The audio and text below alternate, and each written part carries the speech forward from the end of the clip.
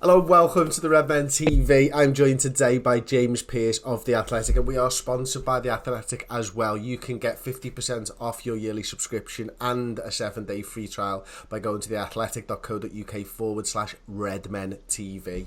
That easy, theathletic.co.uk/Redmen TV. 50% off your yearly subscription, 7-day free trial, and it's the new home of football writing, as it is exactly the same for James Pearce, who joins me right now. James, how are you adjusting to life without football, mate? Hi, Chris. Do you know what? It's just a very surreal time, isn't it? I think for everyone, a period in the season when, certainly I expected to be absolutely, flat out and writing as many pieces as possible about this amazing achievement of Jurgen Klopp finally ending that 30-year wait for the title, and suddenly there's this big void, isn't there? The fact that football's been taken away. Of course, I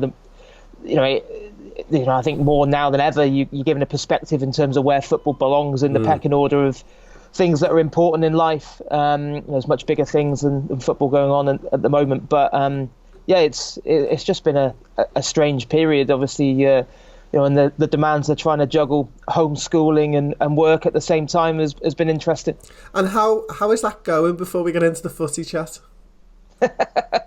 well, anyone who saw my little brief cameo on the Anfield Wrap earlier on in the week will say it's probably not been going too well when I got picked off by a Nerf gun bullet whilst I was trying to talk through an interview I'd done with Sammy Lee.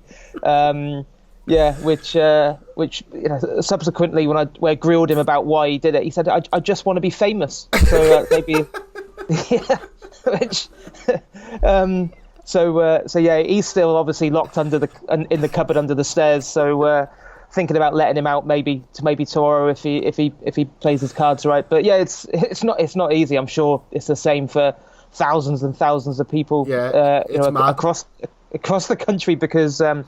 I've got an 11-year-old daughter who is, you can pretty much leave her to her own devices and she'll just get on and do what she's got to do. But when I think anyone who knows, if they've got a little boy who's 7 years of age, he's not doing homework unless you're there on his back every step of the way. So doing that whilst trying to juggle the demands of the job, because that hasn't, it's just a lot more different. The job really, it's not. I wouldn't say it's any easier. I've had some people say to me, must be the easiest thing in the world now without football to write about, and it's actually a lot more difficult because it's well harder.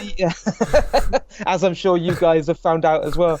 It's well harder. There's no football to talk about. So you've just got to dip into things and maybe go back into the past a little bit more and stuff like that. Now, is there a viewership or a readership for that as much as the other football? Well, we're going to find out over the coming weeks, aren't we?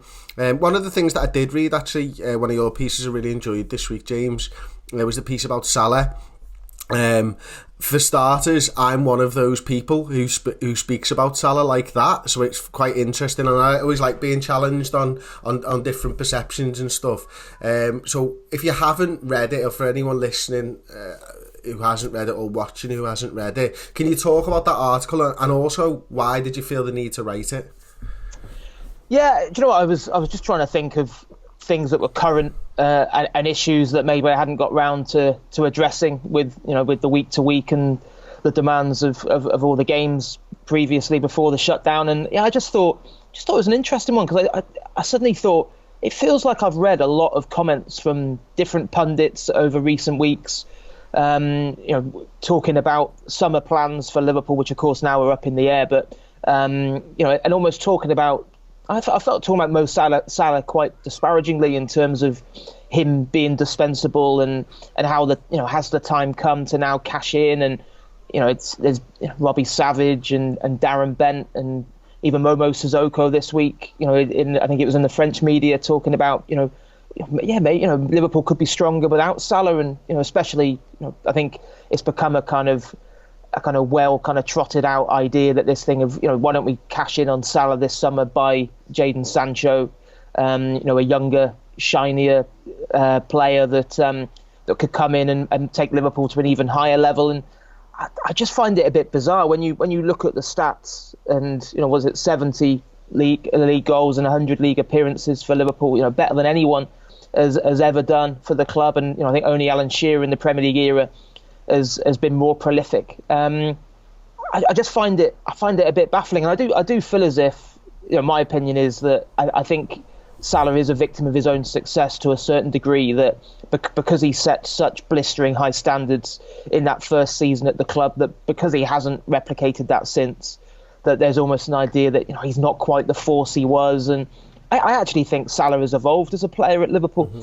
And I think he's actually a lot more of a team player now than he was in that first season, when he was everything he touched seemed to turn to gold. And I can understand some of the criticism to a certain degree at times this season. Of course, he has missed chances you'd expect him to put away. He's also at times, the greedy tag is thrown at him in terms of, could he not create more for other teammates rather than taking on himself? But then, again, what prolific goal scorer doesn't have that greedy streak? You need that, and you need that hunger to want to score and contribute every week. So, and I think also, when I read some comments about Mo Salah, it's almost like people talk about him like he's over the hill, and it's like, let's not forget, this fella's 27 years of age, 28 this summer. He's not even reached his peak, and he's an absolute world-class player that I feel as if should be an integral part of this Liverpool team for probably the next 3 seasons at least, before the topic of maybe replacing him even is a kind of a sensible one. Let's debate it, because I fall on the other side of the story, and I'm not disagreeing with everything you say here. I genuinely like to be challenged on my opinions, because I think I agree with everything that you've said, and yet if someone says to me, and the question I get asked all the time is, if you had to sell one, which one? Now my answer's always Salah. Now, I'm not saying Liverpool should go out there and look to actively sell Mo Salah. Maybe that's the difference. Maybe it's as simple as that. But, there are a lot of people, I think, who think the concern is, I suppose, that you might have to replace all 3 at one time. And there's a viewpoint that I've heard that suggests, maybe not this summer, maybe not next summer, but the first person to go could be Mo Salah. What would you say to them? Yeah, and I wouldn't necessarily disagree with that. I think you're right. There's a big difference between saying, you will need to replace him at some point and having a plan in place, than saying Liverpool should be looking to cash in this summer. I just think that is way, way too soon in my book. And also, I get the idea that if you were trying to make some kind of pecking order about the front 3, then I can understand why people would say, well, if I had to lose one, it would be Salah, because that's not an easy.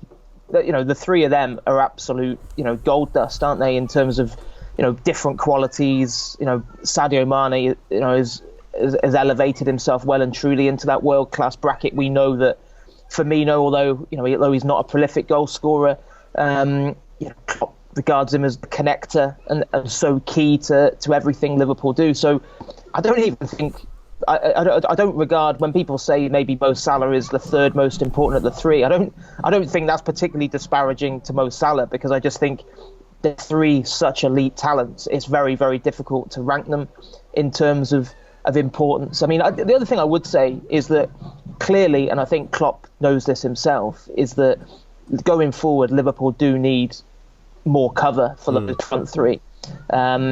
It's I think it's been well documented that that's why Liverpool have looked so closely at someone like Timo Werner, because next season, and again, of course, we don't know how things are going to pan out in terms of when this season gets finished and what the impact is for the following season. But as things stand, with the Africa Cup of Nations midway through next season, and losing Salah and Mane for maybe 5-6 weeks, of course that's something that needs to be addressed. So it's not a case of thinking that Liverpool don't need attacking reinforcements. It's just, personally, and it's only it was a column that I wrote from a personal standpoint, I certainly don't go along with this idea that Liverpool should be looking to cash in on Salah this summer. No, I can understand that totally, mate. As I said, I certainly don't think it should be this year, maybe not even next. But again, if And here's the thing, people will say to you, won't they, well, what do you think Liverpool should do? Well, if Liverpool have got the money, they should probably ride them all until the end of their careers and bring the reinforcements in. That's the best case scenario, isn't it? You bring in your Sanchos and your Werners and you keep all three. Yeah. But you're as a realist. I'm not asked, it's not my money. I don't care if they spend that and they sit there on big contracts. It's genuinely not mine, but there is a thing where you do have to balance your books as well. You mentioned Timo Werner then. We can't get through a show, even with no football, without talking a little bit about transfers and stuff. Do you see him as the number one target for Liverpool this summer, James? Do you know what? I wouldn't like to rank things. I don't know whether he is the number one target. I think from the people I've spoken to, he's certainly a more realistic target than Sancho and Havertz. You know, two other names that have been bandied around. You know, of course, Liverpool would be interested in players of that ilk and caliber, but you know, there is a general feeling that Havertz and Sancho are overpriced. You know, I think the price tags that have been bandied around, you know, kind of 120 million. You know, you look at Werner, and you know, to me that just looks like a much more realistic deal, especially if you're bringing someone in to compete with and provide more cover for the front three. You know, I was getting a bit of stick on social media yesterday for suggesting that, you know, Liverpool wouldn't go and spend £120 million, say, on a Sancho who wouldn't walk into the team, and people say, oh, well, it smacks of a lack of ambition and all the rest. I just think I'm not still sure. Not past this? I know. And then do you know what? It got even worse, because then I had some fella then telling me I was obviously taking backhanders off FSG and that I'm always making excuses for the owners. And yeah, I never did get round to replying. You know, yeah, imagine backing some owners that have helped turn Liverpool into European, world, and Premier League champions elect. I mean, yeah, it's. What are you doing, James? You idiot! Why aren't you questioning them? FSG out. Why haven't you got a big sign in your back garden that says FSG out, mate? So yeah, that was a bit bizarre. But I just think, you know, there's not. I don't think there's a club in world football who would seriously think about spending £120 million on a fella that's not going to walk into their starting lineup. And I know people will say, oh yeah, but you know, it just means that you can rotate more next season and you can keep people fresh. Well, I tell you what, those people can be the ones to try and explain to Salah and Mane and potentially Firmino. Do you know what? You know, I know you're incredibly robust, hungry, and you wanna keep playing and playing. Well, you know, unfortunately now you're only going to be playing, you know, 2 in every 3 or 2 in every 4 games. It's just not realistic. I think this season, despite the achievements, have definitely shown that there is too much of a gap between the quality of the front three and what's in reserve. I think, you know, it's been a shame, really. I don't think there's any blame to be apportioned. I just think Origi hasn't kicked on as everyone would have hoped he would have done on the back of.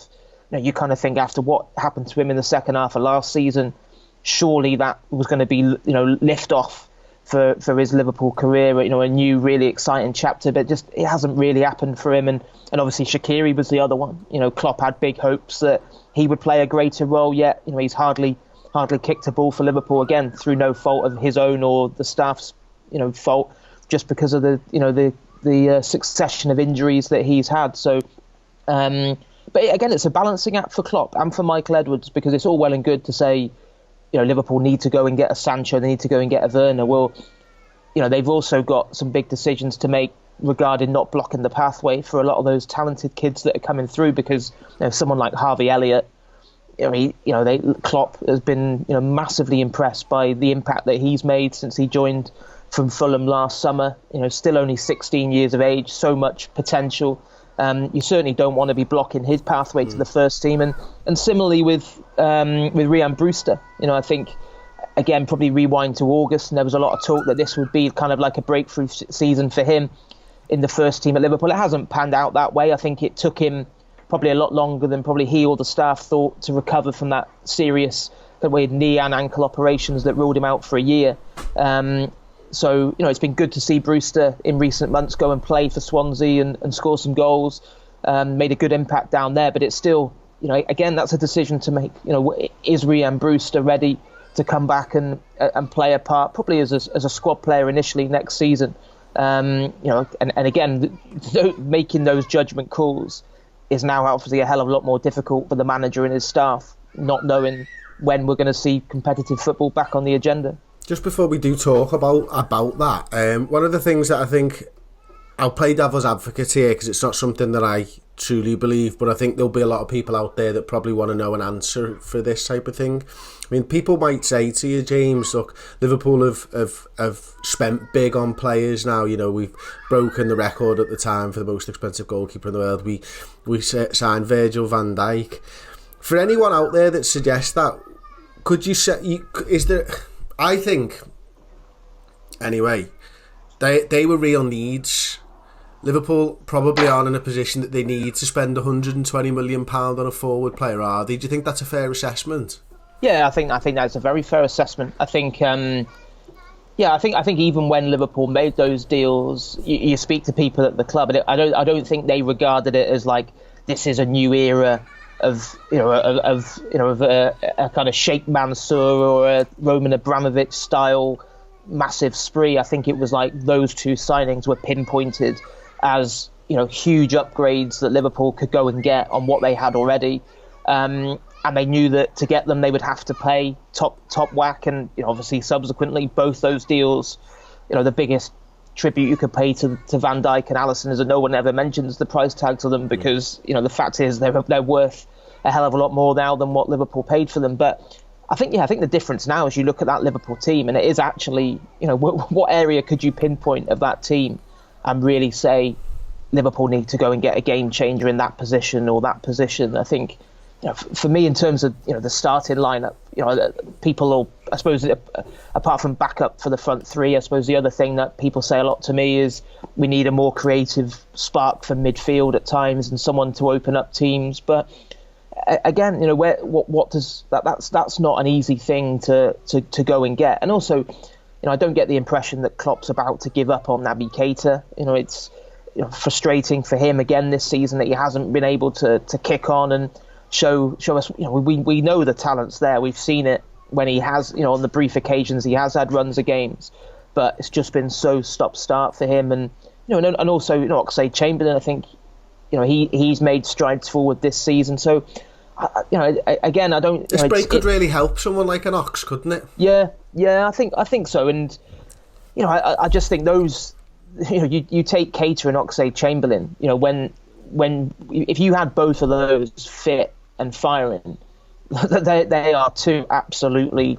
top class players in terms of, if you're talking about an attacking midfielder able to break lines and make a difference, especially against opposition that just part the bus. So it's not in Liverpool's nature to just go out and get another couple and just stockpile them. I think, you know, it's been well documented that Klopp likes to operate with a relatively small senior squad, because, you know, he's a great believer in, you know, if you have 18 or 19, then it's actually quite, you know, more straightforward as a manager to keep those players hungry, and they all have that, you know, the carrot dangled that, you know, if you impress me on this training ground and you'll have a part to play.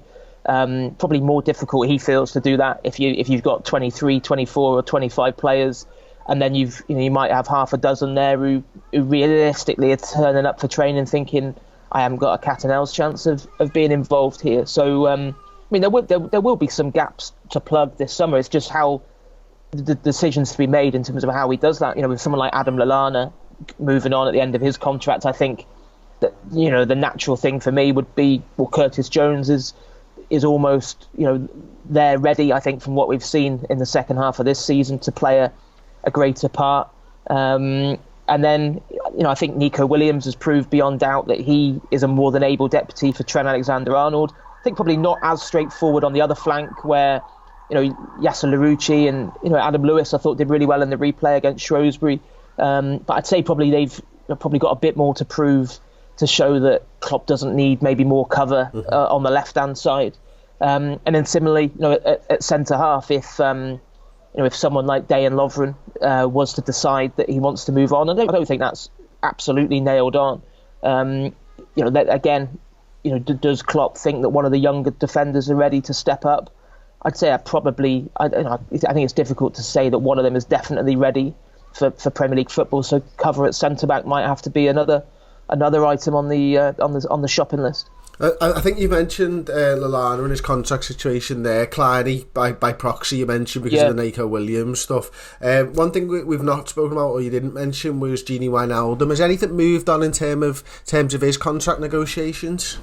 No, I'm not aware of any recent developments on that. So no, I think the last I heard in terms of speaking to Wijnaldum's representatives and the club was that it was more likely to be something that was hopefully decided over the summer. Now, of course, whether this kind of current impasse does give those parties the opportunity to try and thrash out a few things, then we'll have to wait and see on that one. But no, I'm not aware of anything new on that front. Obviously he's still under contract, isn't he, to the end of next season. But I still retain hope that will get resolved, because I just think you look at where Wijnaldum is in the pecking order, and when the big games come along, how important he is to Klopp. I thought he was brilliant against Atletico. And he's too valuable to go. I think it's down to I think when you get to Wijnaldum's point where what is he, nearly 30 now, it's probably not straightforward in terms of length of contract and agree in those terms, because quite rightly he's probably thinking the last big contract of his career realistically. But I'm still hopeful they'll find a resolution that suits everyone. I think we all are. Now let's talk about it. We've not really mentioned what coronavirus has done too much, and obviously I think you've got to caveat everything as we know that, and James said it at the start of the show, we know there's more important things in the world right now than football. But to football fans who want a bit of an escapism, I think it's important that we carry on and we talk about some of the issues that are day to day for us. And James, one of those is obviously the Premier League has been suspended until, is it the 30th of April? I forget the date exactly, but they want to finish it now. They've given us time to be able to do that, hopefully. While we're talking about that and the league being suspended and everything, and I don't want to cover the should it be null and voided or any of that bollocks.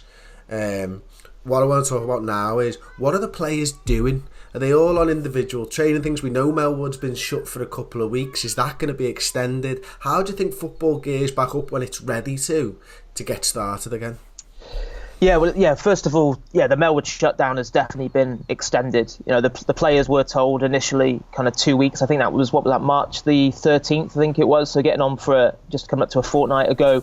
I think it became pretty clear pretty early that was always just going to be an initial period, and there would be an extension. I think probably the one change in terms of Melwood has been that last week the injured players were still going in for their treatment sessions, and I think certainly Shaqiri and Alisson both had different physios and staggered times for their treatment to ensure that no one kind of mixed with anyone that didn't need to be in contact with. But since Boris Johnson came out on Monday night and brought in these more stringent measures regarding social gatherings and places of work, effectively Melwood is now closed completely. So Liverpool are fortunate in that they don't have a player who's kind of right at the start of their rehab and is needing a huge amount of assistance. I think I was told for Alisson and Shaqiri, they're both able to effectively complete their recoveries, which are already very well advanced. That they'll be able to do that at home and get advice from physios and medical staff remotely. The players, those who are fit, are still doing their individual training programs. I think over the next week or so, we'll see a move towards the players actually training together. I think via a video link. Suggested to me they were looking at the possibility of using Zoom. Fucking course they are. Everyone's using fucking Zoom. Video communications, to which I think, and again, I think part of that kind of feeds back into Klopp is so big, isn't he, on the collective and everyone being in this together. And I think the last thing they want is for any players, especially those who live on their own and from overseas, that don't want them to feel lonely and isolated. And I think that just helps bring people together if they can coordinate that so that everyone does their gym work and their stretches and all the rest of it together. I think it provides a bit more kind of structure to their days. I know some players have been studying footage over the course of this season, using Y Scout and all the rest of it to study up on what they've done well, what they think they can improve on. But realistically, there's only a certain amount that they can do, because especially nobody knows when the next game is going to be, let alone who they're going to be playing against. So it's very difficult to kind of do anything in terms of preparing for the next opponent that players or managers or staff would usually do. You've got situations where gym equipment has been delivered round to the houses of players who needed it, who didn't have everything, that the players were given a list of, this is what you'll need for the coming weeks. And the same goes with nutrition in terms of advice from Mona Nema, and food parcels being delivered around to the houses of players who again just need that assistance. So I think the club have done everything they possibly can to help in what is a very, very uncertain period. And the great thing for me as well has been seeing how Liverpool have swung into action away from the first team squad in terms of there's a huge amount right from the food banks to a really important initiative that they announced this week was the Lfc Connect, which is all about trying to maintain that contact with vulnerable people who it's a lifeline for them. A lot of the Red Neighbours and the LFC Foundation schemes that help thousands and thousands of people in the community each week, and obviously all of those sessions have now had to be put on the back burner because of the coronavirus. But yeah, brilliant to hear staff ringing round, even having virtual cups of tea with elderly people who can't get to the sessions, just to give them that social interaction, which is obviously so important. No, absolutely, and it is great, and it's funny for me that Everton are obviously really, really good at that stuff as well. The community stuff, Everton in the city are absolutely fantastic. I'm so proud that Liverpool are the same. And obviously, if anybody does need to reach out, then get in touch with the comment section. We'll be listening and we'll be replying if anybody needs to reach out, or email us interact@theredmentv.com as well if you just want a private message. So as far as the league itself goes, I'm sure every journalist right now, James, is starting to scrabble around and try and find out what's going on and if there are any plans. Have you managed to hear anything so far, or is it total lockdown, not just countrywide but football wise? Yeah. There's no, there's been so much speculation about what might happen, and all so many different options put on the table. But the reality is, you speak to people, whether it's people involved in governing bodies or people at clubs, and they'll all say the same. Nobody knows how this is going to pan out. It's it's such an evolving, fast-moving situation that I think certainly when they initially put, I think what was it, April the 5th. As like the initial postponement, speak to people then, and straight away they were like, absolutely no chance. We're playing football in April, and then quickly, sure enough, it was put back to the end of April. Speak to people now, and they say, even that, I think there's a feeling that that's probably going to be premature as well. But we just don't know. That's the thing at the moment. I mean, you kind of, with the way that things have moved so fast, it just, your mind boggles really, doesn't it? That second leg against Atletico Madrid was allowed to go ahead as it was, and it's obviously not an easy situation for anyone. But the lack of guidance from on high in the days leading up to that, when where you had a situation where what was it, only probably 24 hours before the Premier League season was put on hold, there was this talk about, there's no need to cancel mass gatherings and all the rest of it, which now looks just incredibly foolish. So I think it's just, at the moment, people in football are the same as us as supporters. It's just you're trying to keep to all the measures that are put in place, because we know how important that is to try and limit the spread of the virus. And then